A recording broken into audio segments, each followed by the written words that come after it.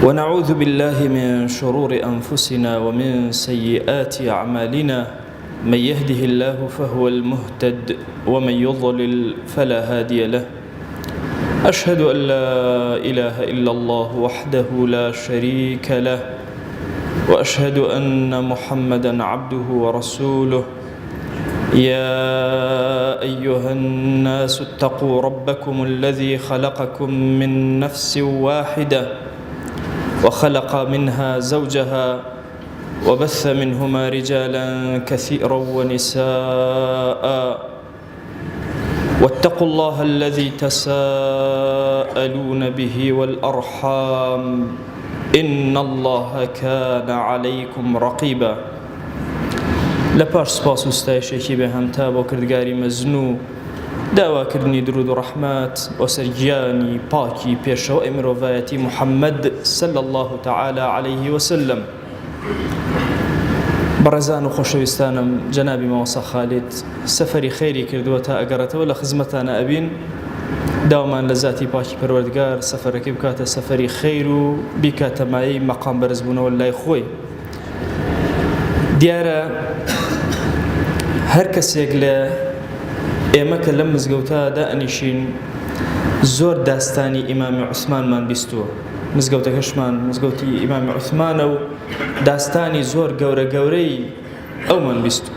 ئەگەر پێتان بڵێم ئەمەوێ باسی ئیمامی عوسمان کەم، زیهنی ئێوە یەکسەر ئەچێتە سەر ئەوەی کە چۆن بەخشیویەتی یا چەندێ بە حەیا و بە شەرم بووە. ئەمڕۆ لە خزمەتانە ئەمەوێ باسی ئەو ئیمامی عوسمانە بکەم کە عەشەڕەی مبەشەڕەیە، یەکێکە لەوانەی کە موژدەی بەهەشتی پێدراوە، بەڵام یەکێکە لەو کەسانەی کە بە زمانی ئەمڕۆ بڕێن ملیاردێرێکی جیهانیە، کەسێکی زۆر دەوڵەمەند و خواپێداوە، لە هەموو ساتەکانی ژیانیە زۆر بە دەوڵەمەندی و بە پڕی ژیاوە. ئیمامی عوسمان ئەفەرمێ ئەو کاتەی کە بووم بە خەلیفەی موسڵمانان لە ناو هەموو قوڕەیشە کەسێک نەبوو بە ئەندازی من دەوڵەمەند بێ. ئەفەرمێ نەکەس هەبوو بە ئەندازی من وشتری هەبێ، نەکەس هەبوو بە ئەندازی من مەڕووماڵاتی هەبێ، نەکەس هەبوو بە ئەندازی من باخ و بێستان و دارخورمایی هەبێ. ئەم کەسە دەوڵەمەندە خواپێداوە گەورەیە بەچی ئاوا دەوڵەمەند بووە؟ یاساکانی ژیانی چین بۆ دەوڵەمەند بوون؟ دیارە کۆمەڵی یاسای زۆر تایبەت هەیە بۆ دەوڵەمەندبوونی ئینسان.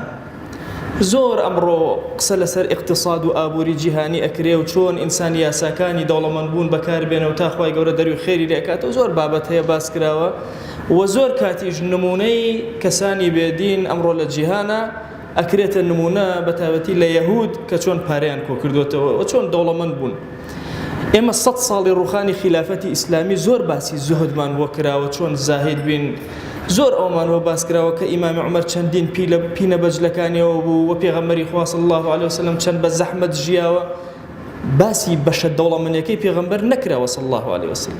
باسی ئەو هاوڵە خۆشەویستان نەکراوە کە لە عەشەرەی مبەشەرە تەڵحە و زوبەیر و عەبدوڕەحمانی کوڕی عەوف و عوسمانی کوڕی عەفان وەکو ملیاردێری جیهانی ئەمڕۆ ئاوها بوون.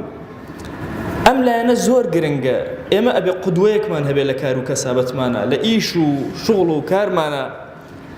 ئیمامی عوسمان ڕۆژێک پرسیاری لێ ئەکرێ، پێی ئەڵێن تۆ چۆن ئەم هەموو داراییەت کۆ کردەوە؟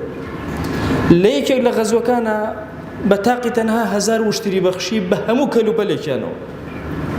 لە یەکێکتر لە غەزوەکانە 150 ئەسپی بە تەواوی بەخشی هێنایە خزمەت پێغەمبەر صلی الله علیه وسلم. ئەم هەموو داراییە لەکوێ؟ کاتێک بوو بە خەلیفەی موسڵمانان هیچ یەکێ لە خزمەکانی نەبوو لایەنی کەم 100,000 دیناری ئاڵتوونی نەداتێت لە مڵکی تایبەتی خۆی. پرسیاریان لێ کرد بە چی گەیشتیتە ئەم غینا و دەوڵەمەندی و ئەم خواپێداویە؟ ئەوی جوابیایەوە فەرمووی بە 5 شت، 5 خاڵ منی گەیاندە ئەمڕۆ. ئەم 5 خاڵە زۆر گرنگە ئینسانی موسڵمان لە کار و کەسابەت و بازاڕیا چاوی لەسەری بێ و ئاگای لێ. فەرمووی یەکەمیان فەرمووی كنت أعالج، من کەسێک بووم لە کار و کەسابەتە ئەگەر شکستێکم بەسەرا بەهاتایە موسیبەتی ڕووی تێکردمە ئیلا چارەسەرم ئەکرد. بە شێوازێک لە شێوازەکان هەوڵم ئەدا گۆڕانکاری بێنم بەسەر ئەو موسیبەتە بەرەوچای قەت مەئیوز نەئەبووم لە بازاڕ. دەیان جار بکەوتمایە هەر خەریکی کار و کەسابەتی خۆم بوو. بەهێز هەڵ ئەسامەوە چەند خراپتر بکەوتمایە ئەوەندە باشتر ئەچمەوە ناو بازار واتە قەت مەئیوس نەئەبووم لە بازار قەت تووشی قونوت و بێدەسەڵاتی نەئەبووم لە بازارە کە ئەمە صفەتێکی زۆر گەورەی ئەو کەسەیە چێتە ناو بازارەوە کار و کەسابەتێک ئێمە هەتا کەی شیعە و جوولەکە دیقەت بدەن لە هەموو جیهانە بە ئیقتصاد جەنگ ئەکرێ ئەمڕۆ ئەگەر دیقەت بدەی رووسیا لە ڕووی عەسکەریەوە زۆر بەهێزە لە ئیقتصادا قوڕقوڕاگەی ئەگرن ئومەتی ئیسلامی ئیقتصادی زۆر بەهێزە بەس ئیقتصادەکەی لەسەر دەستی خۆیان نییە لەژێر دەستی خۆیان نییە بۆیە بەرەو دۆ بەرەو شکستیەتەوە ئەمڕۆ جیهان لەسەر ئیقتصاد و لەسەر ئابووری ئەچێ بەڕێوە هەموو فەردێکی موسڵمان ئەبێت جەنگی بازارکە بۆ کۆکردنەوەی دینارێکی زیاتر نابێت تەمەڵی ڕووکاتە ئەم ئومەتە دوو زەرەری کرد لە بازاڕ ئیتر دانیشێ کۆتایی بە هەموو شتێ بێنن نا بەعەکسەوە ئەبێ هەمیشە هەوڵ بدە زۆر ئازایانە وریانە کارەکانی خۆی جێبەجێکە نەکەوێ هەر کاتێکیش کەوت معالەجەی کارەکەی خۆی کە زوو هەڵسێتەوە زوو بچێتەوە ناو بازار دووەم دانە فەرمووی وە ئونمی قەت پارەم دانەناوە هەمیشە پارەکانم بخۆتە کار و کەسابەتەوە زیادم کردووە ئێمە ئەلەم زەمەنە هەمیشە بە دوای کارێکە ئەگەڕێن کە بێسەر ئێشە بێ وە زیاد و کەم نەکا وەستاو بێ هاوێنەی مەعاش کە پێ ئەڵێنەوە خواردنی عەبیدەکانەوە کەسانەیە کە عەبدن پێڕایەن کار و کەسابەت لە ناو بازاڕە زۆر گرنگە ئەو خود کەمە پارەی کە هەتە ئەبێ کەمتر لێی سەرفکەی هەتا شتێک کۆکەیتەوە بیخەیتەوە ناو بازاڕ و کاری پێ بکەیت یەکێک لە قاعیدەکانی ئیمامی عوسمان ئەوەیەوە ئونمی هەمیشە هەوڵم داوە پارەکانم بخەمەوە ناو نەشونما و گەشەی پێ بکەم و ڕای نەگرم ماوەسای خاڵ کتێبێکیە بە ناوی ناڵەی دەروون کتێبێکی زۆر نایابە بابەتی کتێب بە ناوی مەشکەڕەش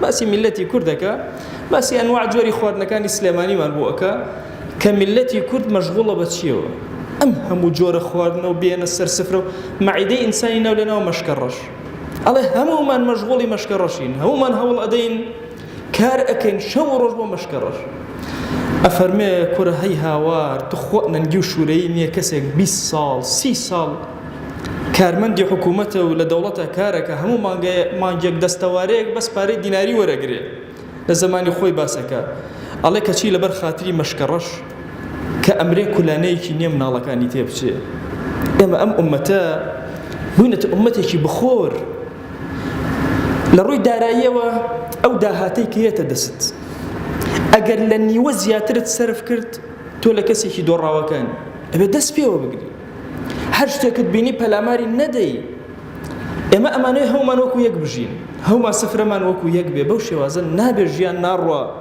بۆیە ئەم وڵاتە ئێمە نەکەباتی ئابووری زۆر گەورە بەسەریادێ جار بەجار زیاتر ئەبێ ئینسان سنوورەکەی خۆی بزانێ بەڕەکەی خۆی بزانێ چەندێکە بە ئەندازی بەڕەکەی پێڕاکێش هەموو ئەو داهاتەی هەتا بێت کەمتر لە نیوەی سەرفکەی ئەگەر داهاتی مانگانت 200,000 تۆ کەمتر لە 100,000 سەرف کردو دەست پێوە ئەگری پارەکەی تر کۆ ئەەکەیتەوە ئەیخێتە ناو کار و کەسابەتەوە ئەمە سیاسەتی ئیمامی عوسمانە لە گەشەکردنی ئابووریە کە زۆر گرنگە ئینسانی موسڵمان بە وریایی مامەڵە لەگەڵ خاڵی ئەم قسانەی ئیمامی عوسمانە بکە ئیمامی عوسمان قودوەی ئێمەیە لە حەیا و شەرما قودوەی ئێمەیە لە بازار و پارەپەیاکردنە ئەفەرمێ سێهەمین دانە وەلا ئەزدەری ڕیبحەن قەت قازانجم بەکەم نەزانیوە دوکانداری هەر کارێکت هەیە مهم جوڵە و حەڕەکە هەبێ بەرەکەتی خوا لە کار و کەسابەتە خودی کار و کەسابەتە نیە لە حەڕەکەتی کار و کەسابەتە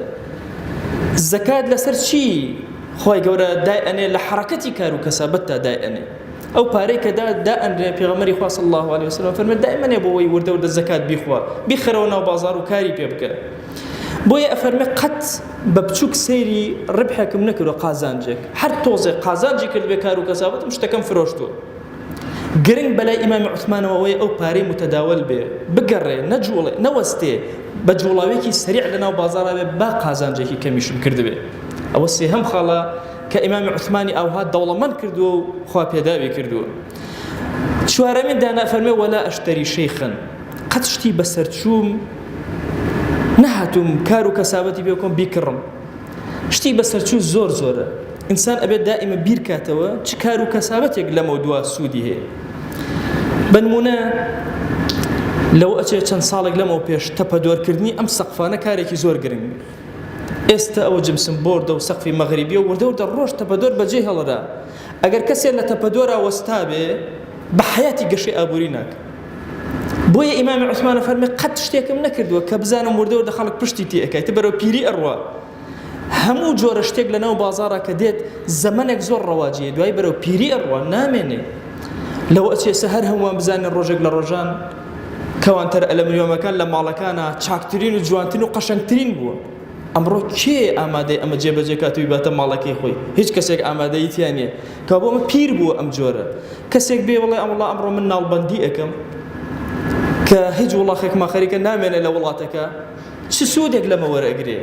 ئەمان هەموو ئیشانێکن کە پیر بوون ئەبێ بیر کاتەوە جیهان بەرەو کوێ ئەڕوا لەوێەوە کارەکانی جێبەجێکە. ئەفەرمێ هەموو کاتێک هاتووم بێرم کردوەوە مەدای حاجەی خەڵک لەمە و دوا چییە؟ هاتووم ئەو کارم جێبەجێ کردووە لە بازاڕە بۆیە دەوڵەمەند. ئەمە عەقڵەتێکی بازرگانی زۆر گەورەیە. ئینسان نابێ وەستاوە بێ لەسەر کار و کەسابەتێک وەڵا ئیتر ئەم کارە ئەگرم هەتا ڕۆژی قیامەتەرم بکە دە جوڵەیە بکە حەرەکە بکە جۆری کارەکەت بگۆڕە لەعەل رب العالمین بەرەکەت لە شوێنێکتر و لە جێگایەکترەوە دائەنێ. ئەفەرمێ پێنجەمین خاڵ وأجعل الرأس رأسين بحياتي همو پاری خۆم نەخستوتە ناو یەک کەسابەتەوە. هەمیشە دوو ئەگەر پارەکەم زۆر بوو بێ هەر هەموو دەدانە ناو کردومەتە دوو بەش. أجعل الرأس رأسين دوو سەرمایەم داناوە. ئەمەیان بۆ ئەم ئیشە ئەمەشیان بۆ ئەم ئیش کە بازرگانیم کردووە ئەم دوانم پێکەوە کردووە. ئەگەر لە یەکێکیشیانە زەررم کردبێ لە ویتریانە قازانجم کردو هەستاومەتەوە.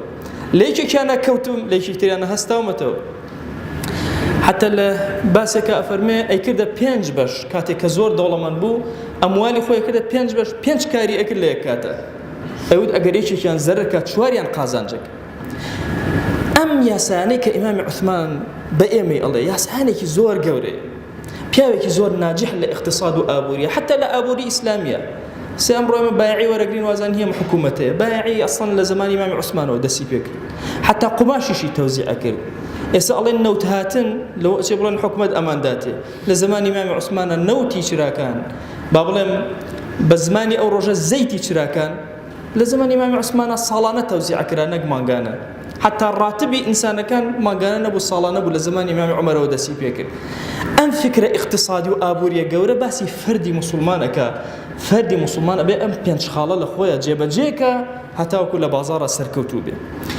ئەگەر کەوتی زوو هەستەرەوە پارەکانت دامەنێ بۆی زەکات بیخوا و هەمیشە لە نەشو نمایە بە قەت قازانج بەکەم مەزانەوە شتەکانت بفرۆشە. بە دوای کارێکا بگەڕێکە مستەقبەلی ئینسانیەتی لەسرە نەک کارێکەوە ڕۆیشتووە ماڵ ئاوایی کردووە. دارایەکەی خۆت هەر هەمووی پێکەوە هەموو تۆپەکانت مەخرە ناو سەلەیەک تەوزیعی کە بەسەر چەند سەلەیەکە لەعەل رب العالمین لە یەکێکیانەوە بەرەکەت بەسەرتا دائەبارێنێ و ڕزقی حەڵاڵ زیادەکە. خوای گیان لێت ئەپارێنەوە لێت ئەلاڵێنەوە ڕەحمەت و بەزەی و میهرەبانی خۆت بەسەرمانە ببارێنە عەفو و عافیەتی خۆت بەسەرمانە ببارێنە گوناهێ کردومانە بە ئاشکرا عەفومان کە یا رب العالمین گوناهێ کردومان بە پەنهان عەفومان کە یا رب العالمین خۆی داوان لێ ئەکەین بە ڕەحمەت و بەزەی خۆت ڕزقی بازاڕەکانمان زیاد کە یا ئەکرەم الئەکرەمین خۆی ڕزقی ئیمانداران زیاد کە یا رب العالمین بەرەکەت بەسەر داهاتەکانمانە ببارێنە یا رب العالمین خوای گیان ئیمانمان سەلامەت کە لە فتنەی ئەم زەمانە بمان پارێزە یا ئیلاهی جیهان بەرەو نادیاریکی ئابووری ئەڕوا ڕەحمەت و بەزەی خۆت بەسەرمانە ببارێنە یا إلهي داوا لكن أو أن حلال من بدر محتاج حرام من مكة يا إلهي محتاج حرام من مكة زليلي دسي ظالمان من مكة زليلي دسي ظالمان من مكة يا أكرم الأكرمين خواي جان بزي وكرم يخوض بسر أم جسمنا ببارنا إلهي أم عبدانا هاتوني تأم ماليتو أم دسانيان تنها ببارقيتو برزكنو بخوا پروردگار أمانا ركوعنا بن تنها لحضوري تو يا نبي أمانا السري برزيان نوينا كان لسجدا إلا إلهي لمقام لمال لبردمتو يا نبي ديا إلهي داوال لي أكن بقوري خود دعاء كان جرابك ادعوا الله وأنتم موقنون بالإجابة